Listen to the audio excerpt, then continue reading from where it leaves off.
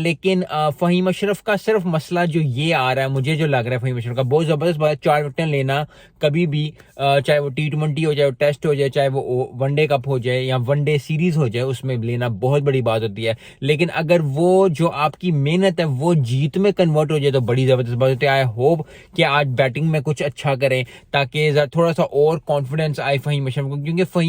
क्योंकि जिस लेवल पे या जिस नंबर पे फ़हीम अशरफ खेल रहे हैं उधर हमें एक तगड़ा प्लेयर चाहिए जो कि आके साथ बैटिंग भी कर सके, बॉलिंग भी कर सके। और फ़हीम अशरफ ने पहले पास्ट में करके दिखाया है। He has to get in the groove again एक बार, ताकि वो अच्छी परफॉर्मेंस दें। अच्छी परफॉर्मेंस देने के साथ साथ जो है वो पाकिस्तान टीम को करें, क्योंकि फिर at the end of the day, मैं बार बार ये पहले भी वीडियोस में कह रहा हूं, अभी भी वीडियोस में कह रहा हूं कि जो मेन मकसद है चैंपियंस वनडे कप का वो यही है कि पाकिस्तान टीम को वो प्लेयर्स वो आइडेंटिफाई करने हैं जो कि हमें चैंपियन ट्रॉफी जिता